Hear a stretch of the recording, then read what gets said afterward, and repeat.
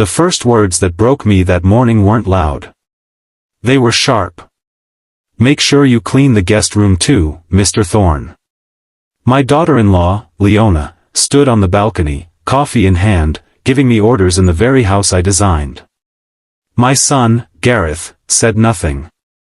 He just scrolled through his phone like I wasn't even there. I bent down to pick up a dropped fork and saw the latest home magazine on the counter. The headline read, "Gareth Thorne, heir to the iconic Thorne estate." I smiled bitterly. Before we dive fully into this story. A story of betrayal, quiet strength, and the kind of justice that doesn't shout but waits. Please, take a moment to subscribe to the channel. And while you're here, tell me in the comments what time is it where you're watching from. Because somewhere right now, someone is learning that silence can be louder than anger, and patience can build the kind of power money can't buy. I am Rowan Thorne, a 68-year-old retired architect, a man who's watched pride destroy families faster than fire. I built my life, my home, and my son's future with my own hands. But what they forgot was whose hands those truly were. They had erased my name from everything except the deed. That piece of paper still carried my signature, my authority, my truth. I whispered to myself, they've forgotten whose ground they walk on. But the floor still remembers. I placed the fork in the sink and walked away slowly. My hands trembled, but not from weakness. It was from the weight of knowing what I had to do. They thought I was just a tired old man. They had no idea I was still Rowan Thorne, the architect who built empires. Every morning I set the table, poured the coffee, and pretended not to hear the whispers upstairs. Leona mocked my old routines. Gareth laughed along. But I remembered every tile, every beam. I chose them with my wife before she passed. When Leona's mother visited last week, she said, "At least he's useful for chores." I smiled and replied, "Even dust remembers who built the floor it settles on." That night, I went to my private study, the one they thought I never used anymore. Inside, I unlocked a drawer. There it was, the original deed to the house. My name. Only mine. I ran my fingers across the paper and whispered, "Patience, Rowan. Even storms wait for the right season." My late wife Eleanor always told me that revenge was a fool's game. But she also taught me that justice was a patient man's reward.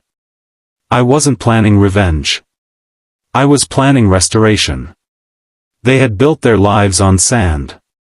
I was about to remind them that sand shifts when the tide comes in. Leona hosted a dinner that night, full of investors, friends, and people who saw me as nothing more than the old man who helped out. She asked me to pour wine while they toasted our legacy, our mansion. My son clinked glasses with her, smiling as if the walls didn't carry my initials carved beneath the first stone. As laughter echoed, I caught my reflection in the mirror. Tired eyes, but not defeated. I murmured, "They think they're dining in their home, but I already know who's leaving first." One guest, a man named Marcus, asked me how long I had worked for the family. Worked for them. I almost laughed. Instead, I said, longer than anyone realizes. He nodded politely and turned back to his conversation. That's when I realized how invisible I had become. Not just to them, but to everyone. They saw an old servant, not the man who built the empire they sat in. That was their mistake. Invisibility can be a weapon when you know how to use it. After everyone went to bed, I walked into my wife's old room. Her scent still lingered in the air, lavender and calm. In the safe, I found her last letter. She had written, "Never let arrogance inherit your peace. Teach by silence, win by grace."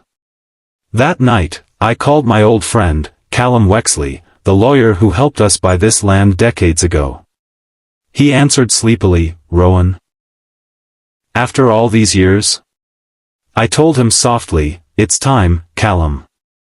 The house forgot its builder." He asked, "You plan to gift it to Gareth?" I smiled to myself. No, my friend. I plan to sell it while they're still living in it. There was a long pause on the other end. Then Callum said, "Are you sure about this, Rowan? This is your legacy." I looked at Eleanor's photograph on the dresser. My legacy isn't walls, Callum. It's what those walls were meant to protect.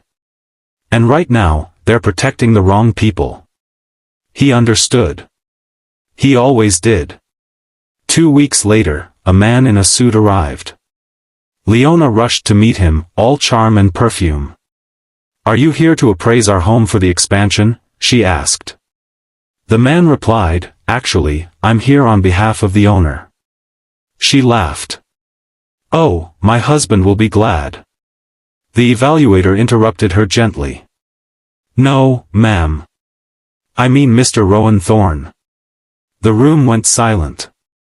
I stood in the doorway, calm, holding a cup of tea. I looked her in the eye and said, "Now, Leona, shall I show the gentleman around my house?" Her face turned pale. Gareth came rushing down the stairs. "Dad, what's going on?" I didn't answer him. I simply walked the evaluator through every room, explaining the architecture, the materials, the stories behind each design choice. Leona followed us, her heels clicking frantically on the marble floors. The evaluator took notes, nodded, and asked questions. When we finished, he shook my hand. "Mr. Thorne, this is extraordinary work. The appraisal will reflect that." I thanked him and watched him leave. Behind me, Leona's breathing was sharp and panicked. After the evaluator left, the silence in the house was heavy. Leona's eyes darted at me, but Gareth broke the tension first. "Dad, why didn't you tell us the house was still in your name?" I looked at him calmly. "Because you never asked, son." Later that night, while they whispered upstairs, I sat in my study and checked my old business accounts. One caught my eye, Thorne Designs LLC. It had been dormant for years, or so I thought. Someone had been moving money through it, using my late wife's credentials. My heart sank. Eleanor had been gone for 5 years. Someone was using her identity. I pulled up the transaction history and saw Leona's name on several authorizations. She had been forging documents, trying to secure loans using our estate as collateral.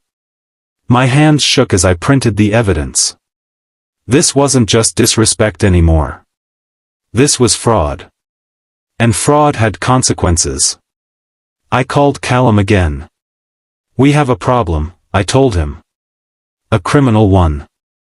I took the next morning to confirm what I feared. Leona had used my wife's old signature on property documents. She was trying to secure loans using our estate as collateral. When I confronted Gareth, he stammered. "Leona said it was just paperwork, temporary." I said quietly, "Temporary lies become permanent chains, son." I told him to gather all the documents. But that night, they were gone, burned in the fireplace. I stood in front of the ashes, staring at the blackened remains of evidence. But Leona didn't know I had already made copies. Every single page, every forged signature, every illegal transaction. I had learned long ago that trust without verification was just hope in disguise. The next morning, I handed the copies to Callum. He looked through them with growing alarm. "Rowan, this is serious. She could go to prison for this." I nodded. "I know. But that's not what I want." Callum frowned. "Then what do you want?" I looked out the window at the estate. "I want them to feel what it's like to lose everything. Just like I did." Leona threw a lavish garden party the next weekend. I wasn't invited, not officially. But I watched from the balcony as she introduced herself to guests as Lady of the Thorne Estate. I smiled, remembering how my wife and I once planted every rose bush with our bare hands. When a storm rolled in and drenched her expensive gown, I helped gather the guests inside. As I handed her a towel, I said softly, "Even the sky remembers who it belongs to." She froze because the evaluator had just emailed her the listing draft. For sale, Thorne Estate, $800 million appraised value. Her phone buzzed in her hand. She read the message and her face went white. "You wouldn't dare," she hissed at me. I smiled. "Leona, I already have." The guests began whispering. Someone asked if the house was really for sale. Leona forced a laugh. "Of course not. It's just a misunderstanding."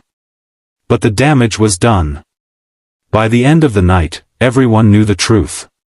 The house wasn't hers. It never was. The next day, Gareth cornered me. His voice cracked with anger. "You're ruining everything, Dad. You're embarrassing us."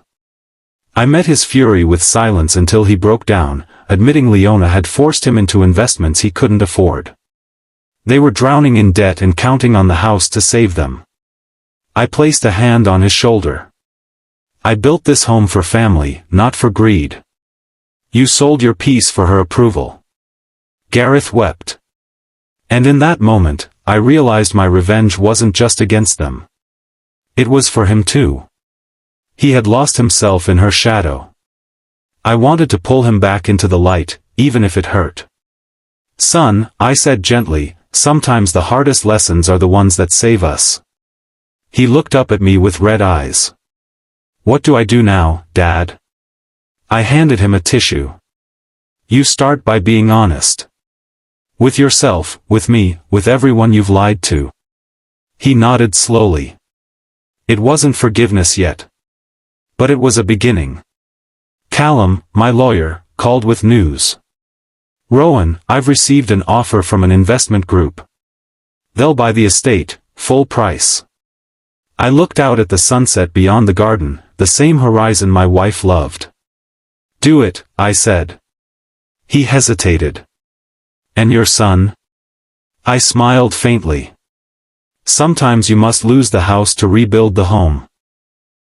That night, I sealed the sale documents and tucked a single letter inside them. A letter addressed to Gareth. In it, I explained everything. Why I built this house, why his mother loved it, why I was letting it go. I told him that walls don't make a family. Love does. Respect does. Sacrifice does. And when those things disappear, the walls become a prison. I signed the letter and placed it in an envelope. Tomorrow, everything would change. Tonight, I allowed myself one last walk through the halls. I touched the walls, the door frames, the windows. I said goodbye to the ghost of my wife that lingered in every corner. And I whispered, "Eleanor, I hope I'm doing the right thing." The morning after I signed the papers, I left for my cabin by the lake, a quiet place I built years ago for reflection. Before I left, I placed 2 sealed envelopes on the dining table. One was for Gareth. The other for Leona. Inside Gareth's was the truth, the story of how this home came to be, the sacrifices his mother made, the reason her name never left the deed. Inside Leona's was a copy of the sale contract. I turned off my phone and drove away, leaving behind a house that no longer belonged to them, though they didn't know it yet. The cabin welcomed me like an old friend. The air was clean, the silence peaceful. I made tea and sat by the window, watching the lake shimmer under the sun. For the first time in years, I felt free. No orders to follow, no disrespect to swallow, no lies to untangle. Just me and the memory of a woman who taught me that dignity was worth more than comfort. I stayed there for 3 days, thinking, praying, preparing for what came next. By the time I returned 3 days later, chaos had bloomed like wildfire. Leona had found the letter first. She was screaming at Gareth, demanding to know if it was true. He was shaking, the paper trembling in his hand as he read the truth about his mother's ownership and my quiet sale. When they saw me at the door, Leona spat, "You destroyed us." I said softly, "No, Leona. Greed did that. I merely handed it the mirror." She threw a glass against the wall. Behind her, a man stepped in, Callum, my lawyer. He said calmly, the buyers have arrived. Leona's mouth fell open. Already? Callum nodded. Yes, ma'am. The contract was signed 3 days ago. The new owners are here to inspect the property. Gareth looked at me with a mixture of betrayal and shock. Dad, how could you? I met his gaze. How could I not, son? You let her turn me into a servant in the house I built. You let her forge your mother's signature. You let greed replace love. This isn't cruelty. This is consequence. 2 luxury cars pulled into the driveway.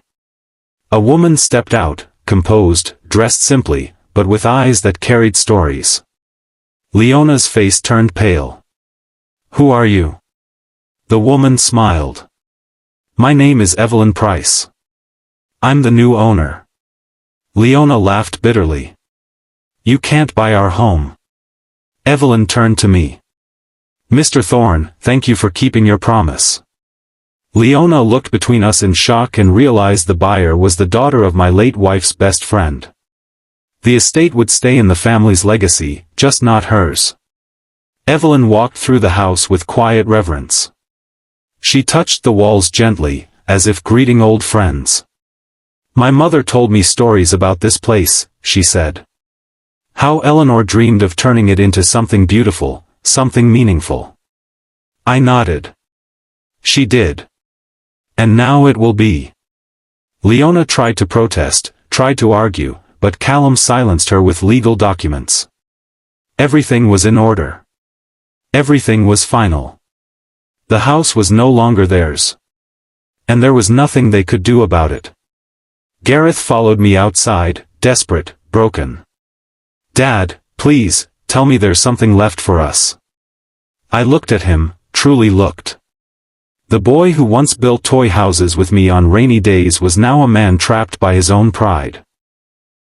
I said quietly, there's always something left, son. But you have to rebuild it with clean hands. Leona screamed from inside, threatening lawsuits, but Callum shut her down with one line.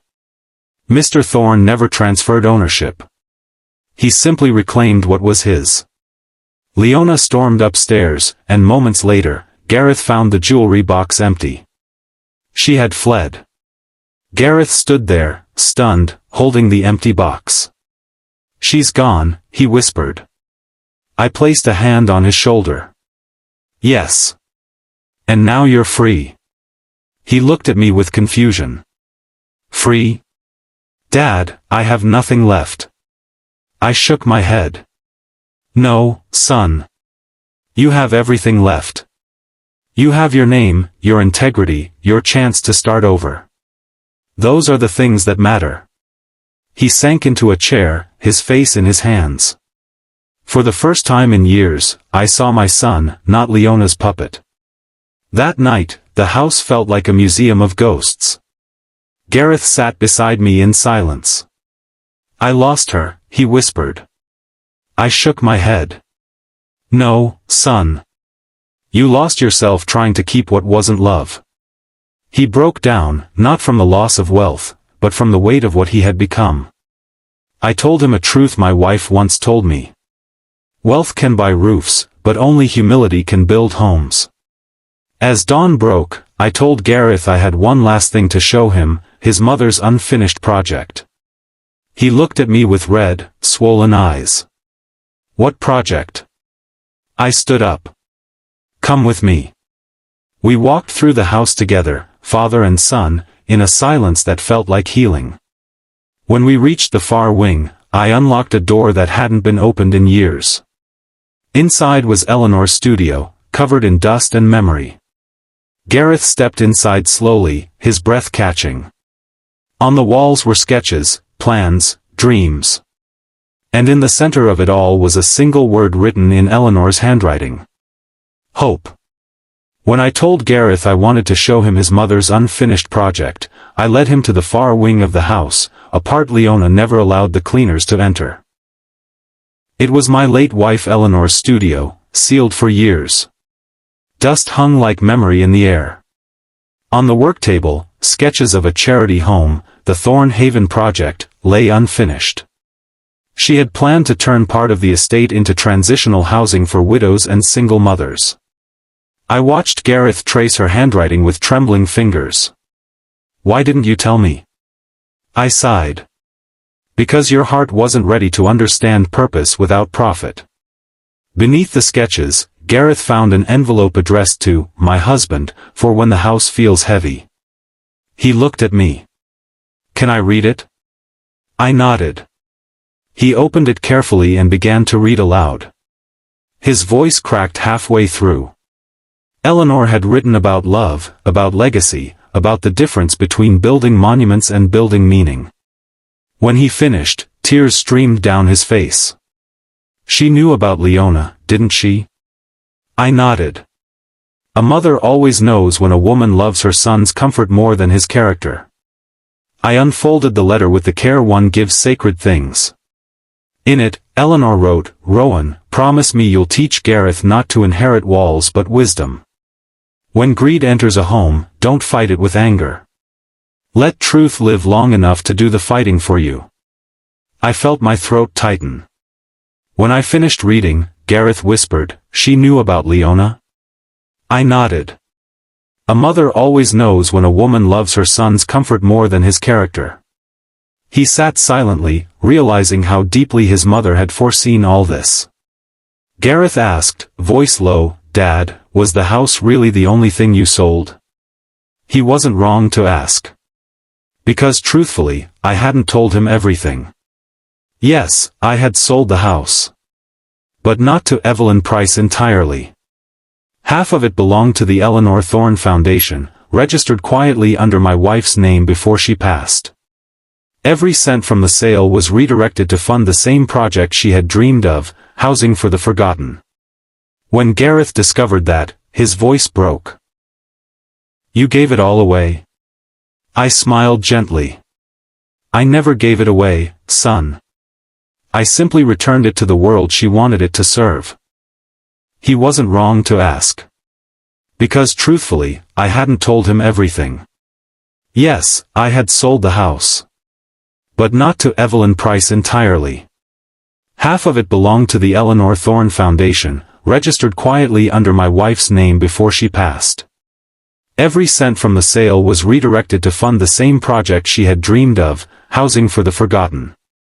When Gareth discovered that, his voice broke. "You gave it all away?" I smiled gently. "I never gave it away, son. I simply returned it to the world she wanted it to serve." Gareth stared at the floor. "Then why did you let me believe you'd sold it for profit?" I answered quietly, "Because wisdom tastes bitter before it heals." He looked up at me, and for the first time, I saw understanding in his eyes. Not agreement, not joy, but understanding. He was beginning to see what his mother had tried to teach him all along. That legacy isn't what you leave behind. It's what you give while you're still here. And that night, for the first time in years, my son hugged me. Really hugged me. And I knew we were going to be okay. That evening, as dusk painted the windows gold, a car pulled into the driveway. To my surprise, Leona stepped out. But she wasn't alone. Behind her stood a man in an expensive suit, Silas Dorn, her lawyer and former lover, the one who had pushed her into marrying my son for inheritance leverage. She looked at me like a cornered animal. "Rowan, please, don't destroy him. You can have me arrested if you want, but Gareth." I raised a hand.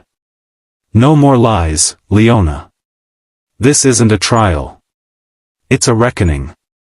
Silas smirked and dropped a file on the hood of my car.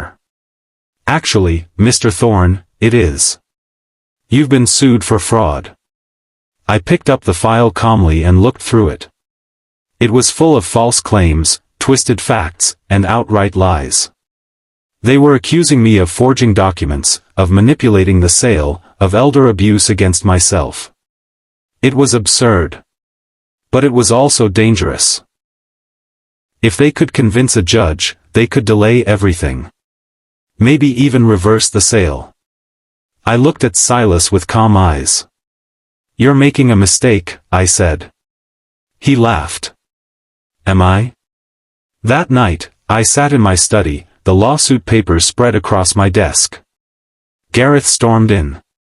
"Dad, we can fight this." I shook my head. "No, son. Sometimes you win more by standing still than by swinging." He didn't understand, not yet. Because the very documents Silas used to accuse me of fraud were copies, deliberately planted. The originals were already in the hands of Evelyn Price's attorney, tied directly to the charity fund. I was 3 steps ahead, but not out of pride, out of principle. I looked at Gareth and said quietly, "They think they're playing chess, son. But I stopped playing the day your mother died. I only protect what matters now, truth." A soft knock on the door interrupted us. It was Evelyn, holding a photograph of Eleanor and Silas together. My heart stopped. Gareth looked between us. "What is that?" Evelyn's voice was gentle but firm. "Something your father needs to see." She handed me the photograph. It was old, faded, taken at a charity gala years ago. Eleanor stood beside Silas, smiling. But her eyes weren't happy. They were afraid. Evelyn handed me the photo. It showed my late wife, Eleanor, standing beside Silas Dorn years ago, at a charity gala. My son's face turned pale.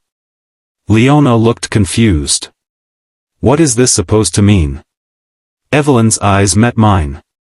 "Before your wife died, Mr. Thorne, she donated a large sum to Silas's former foundation, the same one that collapsed under fraud. She might have known something." I turned the photo over. On the back, Eleanor had written, "Truth has a strange way of circling back. Trust only those who build, not those who bargain." I realized Eleanor hadn't just foreseen our downfall. She had left a trail meant to lead me to Silas's true face. For years, I believed Silas was merely greedy. But the deeper I looked, the darker it became.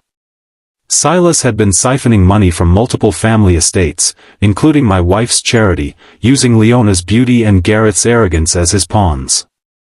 The lawsuit he filed against me wasn't about money. It was about silencing a trail of stolen millions. When I confronted him at his firm, I didn't raise my voice. I simply laid the real documents on his desk. He froze, pale as parchment. For years, I believed Silas was merely greedy, but the deeper I looked, the darker it became. Silas had been siphoning money from multiple family estates, including my wife's charity, using Leona's beauty and Gareth's arrogance as his pawns. The lawsuit he filed against me wasn't about money. It was about silencing a trail of stolen millions. When I confronted him at his firm, I didn't raise my voice. I simply laid the real documents on his desk. He froze, pale as parchment. I said, "This isn't vengeance, Silas. This is your reflection. You've been looking into it for years, you just never noticed the cracks." As I turned to leave, he whispered, trembling, "You have no idea what your wife knew, Rowan." That night, I searched through Eleanor's old journals, the ones I had never opened since she passed. Inside the last book, hidden under a folded note, I found a ledger marked in her neat handwriting. "Contingency for Rowan, when love turns blind, truth must light the way." It contained every secret transaction, every falsified signature, every transfer Silas had ever made, with Leona's initials next to several. My chest tightened. She had known everything. That night, I searched through Eleanor's old journals, the ones I had never opened since she passed. Inside the last book, hidden under a folded note, I found a ledger marked in her neat handwriting. "Contingency for Rowan, when love turns blind, truth must light the way." It contained every secret transaction, every falsified signature, every transfer Silas had ever made, with Leona's initials next to several. My chest tightened. She had known everything. And instead of anger, I felt something else, honor. I realized Eleanor had orchestrated not just a warning, but a blueprint, a way to redeem Gareth through revelation, not destruction. I called Callum immediately. "I need you to see something." He came over within the hour. When he saw the ledger, his face went white. "Rowan, this is enough to put both of them away for decades." I nodded. "I know. But that's not what Eleanor wanted." Callum frowned. "Then what did she want?" I looked at her photograph on the desk. She wanted Gareth to have a chance to choose truth over comfort. And that's what I'm going to give him. I invited them all, Gareth, Leona, Evelyn, and Silas, back to the estate's dining hall. The same table where humiliation once sat like a guest of honor. As they entered, they saw portraits of Eleanor and a screen behind me showing her charity's groundbreaking photos, the new homes built under her foundation's name. I spoke gently, "You all wanted this house, but she wanted homes. You fought for status, she built shelter." Leona wept quietly. Gareth stood frozen, ashamed. Silas tried to leave until Evelyn revealed she had already forwarded Eleanor's ledger to federal investigators. As Silas was led away, Gareth dropped to his knees. "Dad, I don't deserve forgiveness." I placed a hand on his shoulder. "Forgiveness isn't something we deserve, son. It's something we choose to honor what we've lost." Weeks later, Gareth began helping manage the Thorn Haven project. Leona left for her parents' home, quietly, without bitterness. The estate was no longer a symbol of pride. It became a sanctuary, filled with the laughter of those Eleanor once dreamed of sheltering. I now walked the gardens every morning, coffee in hand, feeling her presence in the wind. I placed a hand on his shoulder. "Forgiveness isn't something we deserve, son. It's something we choose to honor what we've lost."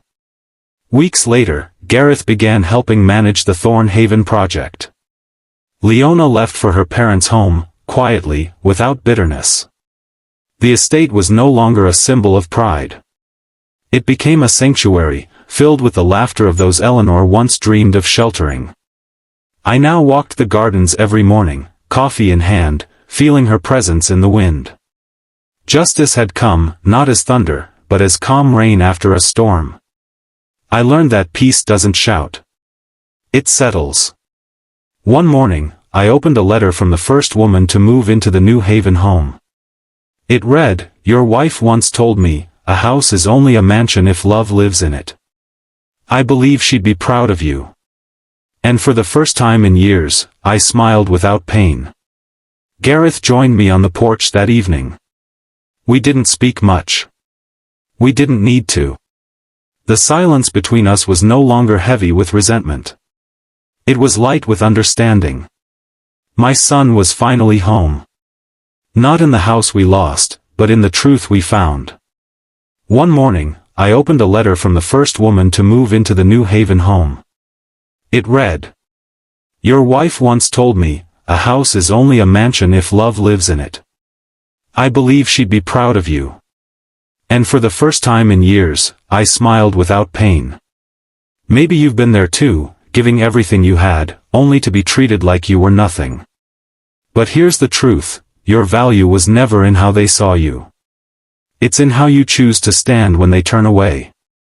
I didn't win by destroying anyone. I won by remembering who I was before they forgot me. If this story touched something in you, take a second to breathe, then subscribe to this channel for more stories like this, stories of truth, justice, and quiet strength. And tell me, what time is it where you're watching from? Because somewhere, someone else is finding their peace right alongside you. Thank you for watching.